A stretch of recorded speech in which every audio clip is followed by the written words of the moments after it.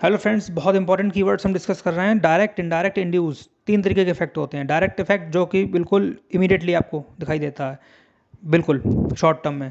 फिर medium term में आपको इनडायरेक्ट इफेक्ट दिखाई देते हैं और लॉन्ग टर्म में आपको इंड्यूस्ड इफेक्ट दिखाई देते हैं। तो तीन इफेक्ट्स होते हैं। कैसे समझोगे? बीमारी से समझो। कोई बीमारी अगर आपको हो गई, कोरोना हो गया, तो डायरेक्ट इफेक्ट क्या आएगा? लंग्स में आएगा। इनडायरेक्ट इफेक्ट क्या आएगा? मीडियम टर्म में वीकनेस रहेगी बहुत ज़्यादा। और इंड्यूस्ड इफेक्ट क्या होगा आगे जाके? अगर आपको कई बार हो जाए इन्फेक्शन, तो फिर आपकी बैंड बच जाएगी, टिश्यू आपके डैमेज हो सकते हैं। तो इंड्यूस्ड इफेक्ट जो है वो लॉन्ग टर्म में देखते हैं हम। डायरेक्ट इफेक्ट में हम देखते हैं, डायरेक्ट जो इफेक्ट है वो हम देखते हैं बिल्कुल जो अभी है इमीडिएटली शॉर्ट टर्म में। और मीडियम टर्म में हम देखते हैं इनडायरेक्ट इफेक्ट। तो डायरेक्ट, इनडायरेक्ट और फिर इंड्यूस्ड। ठीक है, तो ये तीन इफेक्ट होते हैं। क्लियर हो गया?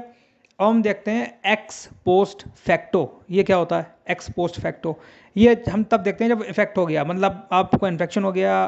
कोरोना का एग्जाम्पल ले लो, सबसे अच्छा है। इन्फेक्शन हो गया, मर गए। अब हमें देखना है कि आपकी बॉडी में कोरोना का इम्पैक्ट डाला, तो पोस्टमार्टम करना पड़ेगा ना। तो पोस्टमार्टम करने के लिए पहले आपको मरना पड़ेगा। तो जिंदा आदमी का पोस्टमार्टम थोड़ी हो सकता है। तो अब पोस्टमार्टम का अगर हम इम्पैक्ट देखें कि क्या इम्पैक्ट पड़ा कोरोना का, तो इसके लिए आपको डेथ जो है वो डेड बॉडी चाहिए। तो इसका मतलब ये हुआ एक्स पोस्ट फैक्टो में जब इवेंट हो जाती है, जब इफेक्ट आ जाता है, तब हम जो है वो स्टडी करते हैं। जो इवेंट होनी थी वो हो चुकी, वो मरना था आदमी तो मर चुका, उसके बाद स्टडी करोगे। उससे पहले आप स्टडी कर ही नहीं सकते, नहीं कर सकते आप स्टडी। तो x post facto. X post, post का मतलब होता है बाद, फैक्टो बाद में आप फैक्टर एनालिसिस कर रहे हो। प्री का मतलब होता है पहले। ठीक है, तो प्री की स्टडी अलग होती है, पोस्ट की स्टडी बाद में होती है। तो ये पूरा आपको क्लियर हो गया होगा एक्स पोस्ट फैक्टो क्या होता है। ये दूसरा कीवर्ड हो गया। अब तीसरा इंपॉर्टेंट कीवर्ड हम देखते हैं जिसको हम बोलते हैं वैलिडिटी क्या है और रिलायबिलिटी क्या है। ठीक है, वैलिड यानी वैध है या नहीं है, और रिलायबल का मतलब विश्वसनीय है या नहीं है। तो अब एक्सपेरिमेंट कर रहे हो आप, जैसे आपको बुखार है और आप थर्मामीटर से अपना मेजरमेंट कर रहे हो फीवर का। तो अब सबसे पहले हम चेक करेंगे कि ये रिलायबल आ रहा है कि नहीं आ रहा है। जैसे मान लीजिए रीडिंग आई 104, फिर रीडिंग आई 103, फिर रीडिंग आई 105। इस तरीके से मतलब आपने अलग अलग जो है वो 5-5, 6-6 घंटे के अंतर से इसको चेक किया। तो ये रिलायबल है? यस, रिलायबल है। ऐसा हो सकता है, बिल्कुल है। या 100 आई, फिर 100.5 आई, फिर 99.5 आई। तो एक मतलब रिलायबिलिटी मतलब ये है कि वो एक जो रेंज होगी वो बहुत कम होगी। इतना रेंज ऐसा नहीं है कि मतलब जो है कभी 100 आया, फिर कभी 110 आया, फिर कभी 90 आया, कभी 80 आया। तो रेंज जो है वो कम होगी, तो वो रिलायबिलिटी है वहाँ पे, रिलायबल है वो चीज़। ठीक है, जो कि हर एक डिवाइस की अपनी एक रेंज होती है, लिमिट्स होती हैं। तो वहाँ पर रिलायबिलिटी आएगी। जैसे पहले आपका 102 आया फ़ारेनहाइट, फिर आपका 102.5 आया, तो ये रिलायबिलिटी है यहाँ पर। अब 70 आया एक बार 90 आया, तो वो रिलायबल नहीं है। अब हम देखेंगे वैलिडिटी है या नहीं है। तो ये जरूरी नहीं है कि रिलायबल हो और वैलिडिटी भी हो। मान लीजिए आपका थर्मामीटर बता रहा है 108, 108, 108, 112, 112, 112, या 115, 115, 115, तीनों रीडिंग आई हैं उसकी। रिलायबल है? हाँ, यस, रीडिंग सारी एक से आई हैं। लेकिन वैलिड है? नहीं। वैलिड कैसे हो जाएगा? क्योंकि ह्यूमन टेम्परेचर 115 फ़ारेनहाइट हो ही नहीं सकता। अगर 115 हो गया तो फिर तो वो कंडीशन जो है वो आप समझ सकते हो 115 फ़ारेनहाइट में क्या होगा। क्रिटिकल कंडीशन है। फिर आप इसका मतलब वो रिलायबल तो है बट वैलिड नहीं है। तो रिलायबिलिटी भी चेक होनी चाहिए, ये नेसेसरी कंडीशन है। उसके बाद में फिर वैलिडिटी चेक करी जाती है, वो जो है वो सफिशिएंट कंडीशन है। सो नेसेसरी प्लस सफिशिएंट। पहले नेसेसरी कंडीशन चेक करो, फिर सफिशिएंट कंडीशन चेक करो। तो पहले रिलायबिलिटी चेक करते हैं, बिल्कुल ठीक है। उसके बाद फिर वैलिडिटी चेक करी जाती है। तो ये दोनों प्रोसेस होते हैं। तो ये हमने डिस्कस किया। तो तीन टॉपिक हमने यहाँ पर डिस्कस कर लिए, डायरेक्ट इनडायरेक्ट इंड्यूस वाला, और एक्स पोस्ट फैक्टो वाला, और ये वैलिडिटी और रिलायबिलिटी वाला। ठीक है, अब कुछ वेरिएबल्स के बारे में हम डिस्कस करते हैं। वेरिएबल्स क्या, जो चेंज होते रहते हैं स्टडी में। तो वेरिएबल्स बहुत सारे होते हैं।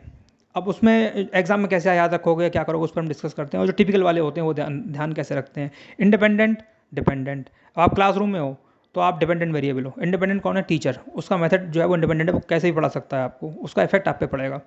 तो कॉज क्या है? टीचर। इफेक्ट किस पे पड़ा? आप पे। तो डिपेंडेंट वेरिएबल जो है वो इफेक्ट है, और इंडिपेंडेंट क्या है? कॉज है। ठीक है, कारण और प्रभाव। ये हो गया क्लियर। इंडिपेंडेंट और डिपेंडेंट बहुत सिंपल लैंग्वेज में आपको याद रखना पड़ेगा ये चीज़। इसके बाद हम देखते हैं कि इंटरवीनिंग वेरिएबल क्या होता है। ठीक है, इंटरवीनिंग, इंटरवीनिंग मतलब होता है जो दोनों वेरिएबल्स को जोड़ता है। तो टीचर को और स्टूडेंट को कौन जोड़ता है? उनको जोड़ता है क्लास, सिलेबस, स्कूल। तो ये सारे इंटरवीनिंग वेरिएबल हो गए, वही तो जोड़ रहे हैं। ठीक है ना, तो ये इंटरवीनिंग वेरिएबल हो गए। अब इसके बाद में कंफाउंडिंग वेरिएबल और एक्सट्रॉनस वेरिएबल, ये दो वेरिएबल बहुत एग्जामिनेशन में पूछे जाते हैं। कंफाउंडिंग क्या है, एक्सट्रॉनस क्या है। अब आप क्लासरूम में पढ़ रहे हो और या लैब में बैठे हो और वो प्रैक्टिकल कर रहे हो, तो अब बाहर से साउंड आ रहा है लाउड स्पीकर का, ये एक्सटर्नस वेरिएबल है। एक्सटर्नस वेरिएबल का मतलब ये होता है कि वो उसको आप मेजर तो कर नहीं सकते, वो मतलब अनवांटेड है। एक्सटेनियस का मतलब एक्स्ट्रा, बाहर से आया ना, तो अनवांटेड हो गया, तो उसको आप मेजर कर नहीं सकते, बट उसका इफेक्ट बहुत ज़्यादा होता है। तो अब सीधी बात, लाउड स्पीकर की अगर साउंड बहुत तेज़ होगी, नॉइज़ बहुत तेज़ होगी, तो आपको तो पढ़ाई और एक्सपेरिमेंट गया काम से, ठीक है। अब कंफाउंडिंग वेरिएबल क्या होता है, ये भी एक्सट्रेनियस के ही तरह होता है। एक्सट्रेनियस वेरिएबल या एक्सट्रॉनस वेरिएबल आप कोई भी प्रोनाउंस कर सकते हो, एक्सट्रॉनस भी कुछ लोग प्रोनाउंस करते हैं। एक्सट्रॉनस वेरिएबल अगर बहुत ज़्यादा इफेक्ट डाले तो वो कंफाउंडिंग वेरिएबल बन जाता है। कंफाउंडिंग वेरिएबल का मतलब ये है कि इतना ज़्यादा वहाँ पे लाउड स्पीकर या इतना ज़्यादा आपका जो है वो डिस्टर्बेंस क्रिएट हो गया कि फिर आपका स्टडी या जो आप प्रैक्टिकल कर रहे थे वो आप कर ही नहीं सकते। तो यहाँ पर आ गया आपका ये, इसको बन जाएगा कंफाउंडिंग वेरिएबल। ये इसको हम बोलेंगे कंफाउंडिंग वेरिएबल। मेजर नहीं कर सकते इसको क्योंकि ये एक्स्ट्रा है, बाहर से आया, बट इसका इफेक्ट इतना है कि आपका पूरा प्रोसेस को उसने जो है वो इतना इफेक्ट कर दिया कि इंडिपेंडेंट वेरिएबल भी इसके सामने फेल हो गया, मतलब टीचर भी फेल हो गया इसके सामने। तो क्वेश्चन एग्जामिनेशन में आता है कि जब कंफाउंडिंग वेरिएबल वो वेरिएबल होता है जो इंडिपेंडेंट वेरिएबल को भी जो है वो रिप्लेस कर देता है, मतलब उसका इफेक्ट सबसे ज़्यादा आता है बच्चे पे, तो टीचर भी कुछ नहीं कर सकता उस समय, इतना शोर मच रहा होगा। तो ये चीज़ होती है इसमें, तो ये आप ध्यान रखें इसको। कंफाउंडिंग वेरिएबल उससे छोटा एक्सटर्नस वेरिएबल, ठीक है, फिर इंडिपेंडेंट वेरिएबल टीचर, फिर हमारा डिपेंडेंट वेरिएबल स्टूडेंट। तो ये वेरिएबल्स होते हैं, तो इनकी आपको जो है वो बेसिक पता होना चाहिए। एक होता है कंट्रोल वेरिएबल। कंट्रोल वेरिएबल का मतलब होता है जो चीज़ कभी चेंज नहीं होती है, अनबाइज्ड होती है, कांस्टेंट होती है, ठीक है। जैसे आपका सिलेबस, एक साल में जो आप एडमिशन लिया है तो वो आपका कंट्रोल वेरिएबल, वो चेंज नहीं होगा, अनबाइज्ड रहेगा, सबके लिए सेम रहेगा, ठीक है। तो वो कंट्रोल वेरिएबल हो गया। अब मैं आपको एक और अच्छी स्टोरी समझा देता हूँ उसकी, अगर आप याद करना चाहो तो कैसे याद रखोगे। अब आप ऐसे भी याद रख सकते हो, एक बॉयफ्रेंड है, एक गर्लफ्रेंड है, तो वो मोटरसाइकिल पे जा रहे हैं मूवी देखने, उनके पास 2 टिकट हैं, तो टिकट जो है वो कंट्रोल वेरिएबल हो गए क्योंकि वो चेंज नहीं हो सकते, टिकट तो टिकट ही है। और बॉय ने कॉल किया था अपनी गर्लफ्रेंड को, तो बॉय जो है वो इंडिपेंडेंट वेरिएबल हो गया और गर्ल जो है वो डिपेंडेंट वेरिएबल हो गई, क्योंकि गर्ल जो है पूरा कहना मानती है अपने बॉयफ्रेंड का, ठीक है। मोटरसाइकिल जो है इंटरवीनिंग वेरिएबल हो गया क्योंकि वो एक दूसरे को, दोनों को जोड़े हुए हैं, उसी से जा रहे हैं वो, तो दोनों लोग उस पर बैठे हुए हैं, तो वो इंटरवीनिंग है, दोनों इंटरकनेक्टेड हैं। अब फिर लड़की के पापा आ गए, ये एक्सटर्नस वेरिएबल है, ठीक है। अब पता तो था नहीं, लेकिन इनकी जरूरत भी नहीं थी, लेकिन पिताजी आ गए लड़की के, तो ये एक्सटर्नस वेरिएबल हो गया। अब एक्सटर्नस वेरिएबल हो गया, अब अगर एक्सटर्नस वेरिएबल ने देख के छोड़ दिया तब तो ठीक है। अब अगर एक्सटर्नस वेरिएबल ने 2 कान के नीचे दिए बॉयफ्रेंड के और 2 कान के नीचे दिए अपनी लड़की के, और अपनी लड़की को अपने जो है वो साथ में ले गए, तब जो पापा जी हैं वो बन गए कंफाउंडिंग वेरिएबल, ठीक है। तो confounding variable is the extreme case, ठीक है, मतलब बस चटा के मारे दो ठीक करके। एक्सटर्नस वेरिएबल में तो देख लिया, उसी से मतलब इफेक्ट आ गया। कंट्रोल वेरिएबल टिकट, मोटरसाइकिल हो गई आपका इंटरवीनिंग वेरिएबल, डिपेंडेंट वेरिएबल लड़की और इंडिपेंडेंट वेरिएबल लड़का।